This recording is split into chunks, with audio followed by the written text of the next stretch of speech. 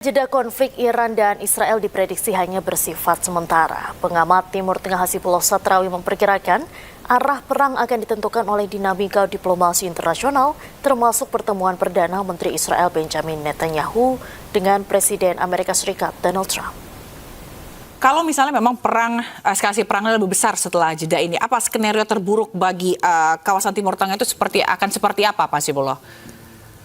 Ya, kalau ini kemudian mengait perang ini terus terjadi, kan sekarang kait mengaitnya bukan hanya dengan Timur Tengah, tapi juga dengan katakanlah dengan Ukraina, di mana salah satu kapal dagang Iran itu kemudian ditembak di perairan di Ukraina dan itu menimbulkan krisis.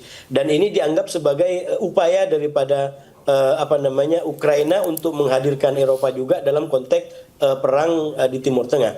Dan sebenarnya kita juga mengikuti bahwa Rusia sebagai salah satu koalisi utama atau mitra utama Iran itu juga terlibat dalam perang yang sangat besar dan sudah berlangsung lama dengan Ukraina. Nah, kalau kemudian perang ini terus berlanjut dan melibatkan terutama pihak Eropa, bukan tidak mungkin ini kemudian akan ada kaitan di antara perang di Timur Tengah dengan perang di Ukraina. Karena sekali lagi aktornya itu adalah kurang lebih orang-orang atau negara-negara yang sama. Walaupun lagi-lagi nanti yang akan menjadi pembeda menurut saya itu hubungan di antara Donald Trump sama Putin. Karena menurut saya Trump dengan Putin memiliki logika yang juga lebih sama di antara keduanya, yang justru juga lebih berbeda daripada kebanyakan mayoritas pemimpin di Eropa. Karena itu ketika katakanlah Eropa ingin Amerika justru masuk lebih total dalam perang melawan Rusia, justru Amerika coba untuk membangun hubungan dengan Rusia. Jadi malah mencoba untuk mengkalkulasi ulang keterlibatannya gitu. Nah, sebaliknya dalam konteks perang di Timur Tengah, perang Amerika di Timur Tengah itu juga menimbulkan sesuatu yang tidak padu dengan Eropa. Karena sekali lagi dengan alasan-alasan yang ada, kemudian Eropa minimal sampai sekarang menganggap bahwa perang di Iran atau perang di Timur Tengah adalah bukan perang mereka. Dan itulah yang kemudian membuat hubungan di antara Amerika dengan NATO dengan Eropa itu sempat merenggang. Jadi sekali lagi ini akan memasuki dinamika yang menurut saya menarik kalau kemudian para pihak yang berkepentingan ini betul-betul berhasil mengaitkan di antara dua perang besar ini, yaitu perang Iran dengan perang Ukraina. Walaupun sekali lagi masih ada unsur lain, yaitu perang katakanlah bab mandeb, yang ini menurut saya lebih kompleks lagi karena yang berperang tadi saya bilang adalah Arab Saudi, di mana Arab Saudi itu sudah terlibat dalam perjanjian pertahanan dengan Pakistan yang tak lain adalah mediator dalam perang Iran melawan Amerika. Jadi ini kompleksitas yang akan lebih sempurna kalau kemudian berhasil dikaitkan antara satu perang dengan perang yang lain. Oke. Jadi prediksi Anda kapan jeda ini akan berakhir? Mungkin kan dalam 24 jam ke depan atau mungkin 72 jam ke depan? Saya menduga mungkin dalam beberapa hari ya. Minimal ini juga akan bersamaan dengan kunjungan Netanyahu. Ini menurut saya faktor baru lagi. Nah, awal pekan ini Netanyahu akan berkunjung ke PBB dan itu akan ketemu dengan Donald Trump. Walaupun sekali lagi cara kita membaca pertemuan dua pemimpin ini mungkin juga tidak bisa terlalu polos karena situasi hubungan yang juga berbeda. Kita tahu hubungan kedua negara sempat ada krisis akibat kepentingan-kepentingan yang berbeda dan kita lihat apa yang akan terjadi. Tapi menurut saya perang ke depan, eskalasi atau deeskalasi itu sangat ditentukan oleh pertemuan dengan Netanyahu dan juga jadi atau tidaknya katakanlah koalisi internasional yang akan digagas oleh Inggris nanti. Oke, kita akan lihat bagaimana hasil pertemuan nanti begitu ya. Baik, terima kasih. Iran melancarkan serangan rudal ke pangkalan militer Amerika Serikat di Kuwait. Serangan ini diklaim menghancurkan drone dan helikopter militer Amerika Serikat. Korps Garda Revolusi Islam Iran atau IRGC merilis rekaman yang diklaim menunjukkan detik-detik peluncuran rudal menuju pangkalan udara Amerika Serikat di Kuwait. IRGC mengklaim serangan itu memicu kebakaran besar serta menghancurkan 2 hanggar drone dan 1 tangki bahan bakar pesawat serta helikopter militer. Insiden ini terjadi tak lama setelah Senko mengumumkan telah menyelesaikan gelombang besar serangan terhadap Iran sebagai balasan atas dugaan upaya serangan rudal terhadap pasukan Amerika Serikat. Meski demikian, tanggal dan lokasi rekaman tersebut belum dapat diverifikasi secara independen.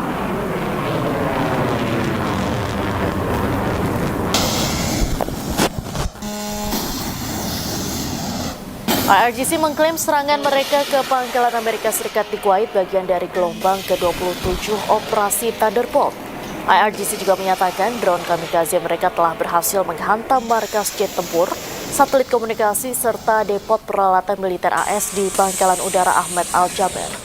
Pangkalan udara milik militer Kuwait tersebut juga digunakan Amerika Serikat untuk menampung aset militer mereka.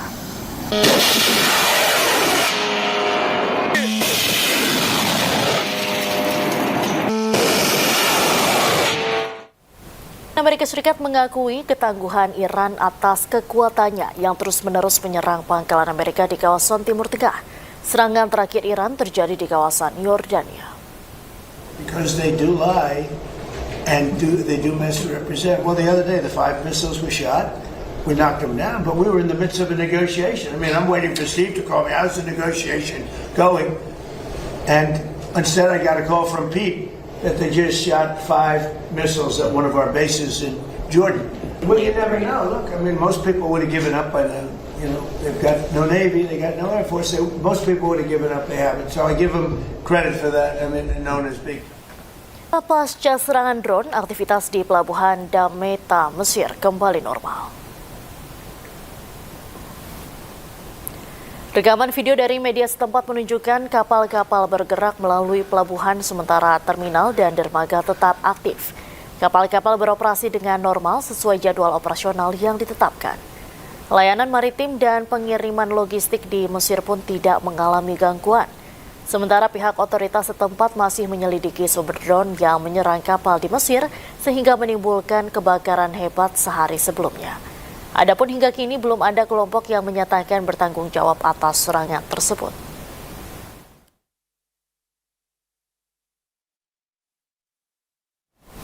Sebelumnya serangan drone menyasar 2 kapal milik Amerika Serikat yang berada di Damietta, Mesir.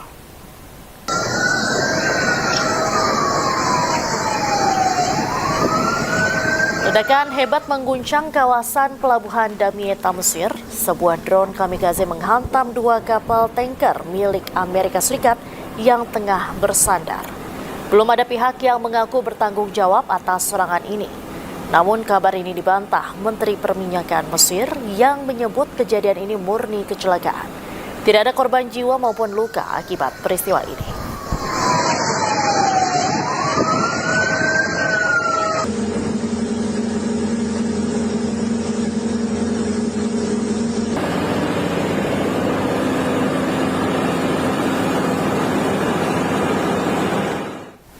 Saudi gelar pertemuan militer internasional terkait koalisi pertahanan maritim multinasional.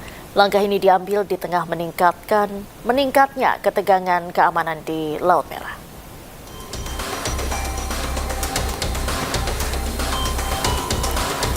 Arab Saudi menjadi tuan rumah pertemuan perwakilan militer puluhan negara di Riyadh. Pertemuan diselenggarakan pada hari Kamis dihadiri 43 negara bersama Uni Eropa. Sementara itu, 51 negara dan organisasi diundang untuk berpartisipasi. Koalisi ini bertujuan melindungi kawasan Selat Bab al-Mandab, Laut Merah, dan Teluk Aden. Inisiatif ini muncul di tengah meningkatnya ketegangan antara Arab Saudi dan kelompok Houthi di Yaman.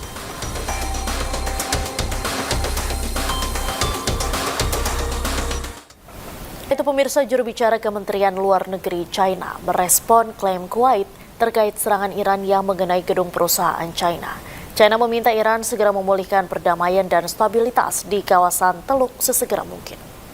中国核实此次袭击没有波及中国公民。事件发生之后，中国驻科威特使馆第一时间提醒当地中国公民和机构提高风险意识，加强安全防范，同时联系科威特有关部门，要求采取切实有效措施，确保在科威特的中国和机构的安全。中方认为，任何袭击无辜平民和非军事目标的行为都不可接受。呼吁相关各方保持克制，继续通过对话协商妥善化解矛盾分歧，推动海湾地区尽快恢复。